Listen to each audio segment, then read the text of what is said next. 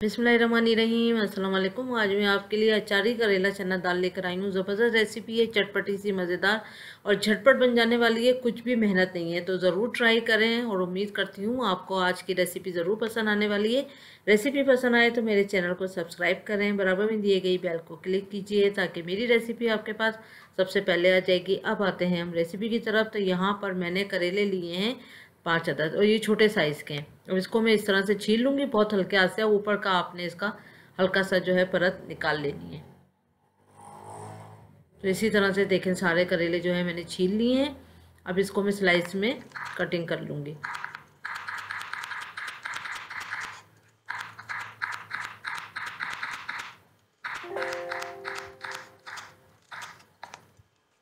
अब इसी तरह से सारे करेले काट लेंगे और उसके बाद इसमें से इस तरह से बीज निकाल लेंगे।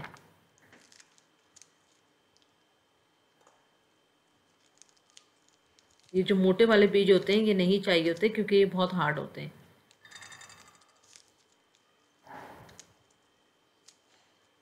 किसी किसी रेसिपियों में भून के इसको डाला भी जाता है, लेकिन इस रेसिपी में इसकी ज़रूरत नहीं है। तो इसी तरह से सारे करेले को हम क्लीन कर लेंगे।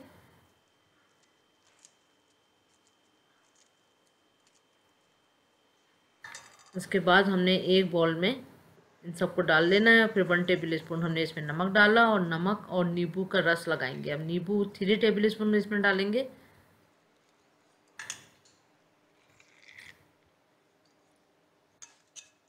अच्छी तरह से मिक्स करेंगे, बहुत अच्छी तरह से। नमक और नींबू जो है करेले पे अच्छी तरह लग जाए। उसके बाद इसको हम 1 घंटे के लिए छोड़ देंगे। और उसमें चना दाल भी हमने भिगो के रखी है। 1 कप यहाँ मैंने चना दाल ली है, इसको धोया और धो के मैंने भिगो दिया। ये भी 1 घंटा भीग जाएंगे और करेले भी 1 घंटा भीग जाएंगे। तो दोनों चीज़ों को 1 घंटे का हम रेस्ट देते हैं।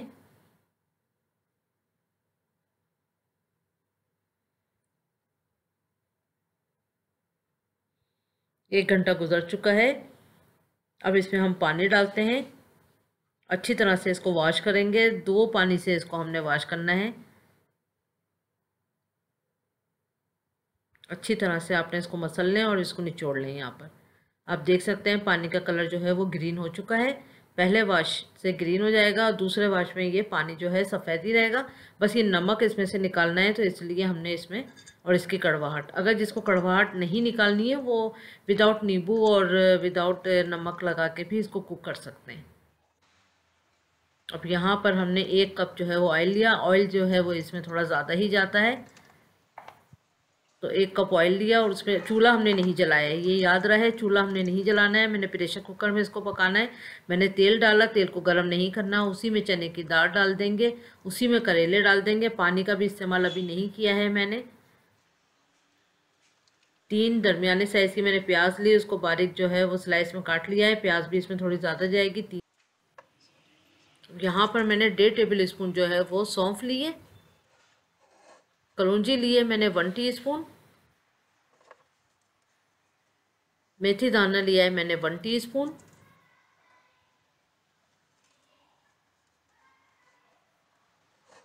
जीरा लिया है मैंने 1 टीस्पून।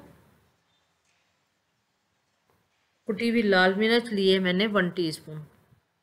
और पिसी हुई लाल मिर्च पाउडर भी जाएगा इसमें 1 टीस्पून। अच्छा, पिसा हुआ लाल मिर्च पाउडर का ये हिसाब है कि आप अपनी मर्ज़ी से भी डाल सकते हैं, ½ टीस्पून या हाफ से थोड़ी ज़्यादा और 1 से ज़्यादा, जो भी आपकी मर्ज़ी है, तो वो अपने टेस्ट के हिसाब से। हल्दी लिए मैंने ½ टीस्पून। धनिया पाउडर लिया है मैंने 1 टेबल स्पून।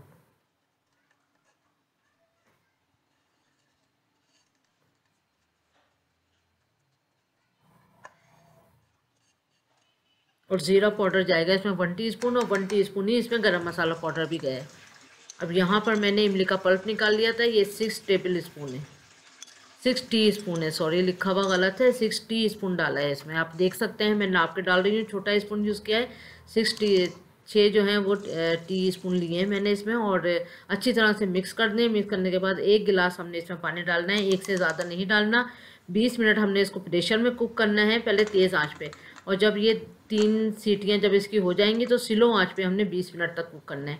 याद रहे तेज़ आंच पे कुक करना है हमने। जब सीटियाँ 3 हो जाएं तो फिर आपने स्लो आंच पे 20 मिनट तक पकाना है। फिर इसको ढक के छोड़ दें। आधे घंटे के बाद हमने प्रेशर कुकर को ओपन करना है। तो देखें ऑयल जो है वो सेपरेट हो जाएगा और ये अच्छे से डिश जो है वो रेडी हो जाएगी। ये देखें, अब इसको हम डिश आउट करते हैं। देखें बहुत बेहतरीन सी चटपटी सी जो है वो अचारी करेला दाल रेडी है। आप ज़रूर इसको ट्राई करें। गार्निश करें, हरे धनिया से गार्निश करें और मोटी वाली हरी मिर्च से। उम्मीद करती हूँ आपको रेसिपी पसंद आएगी। Thank you for watching. अपना ख्याल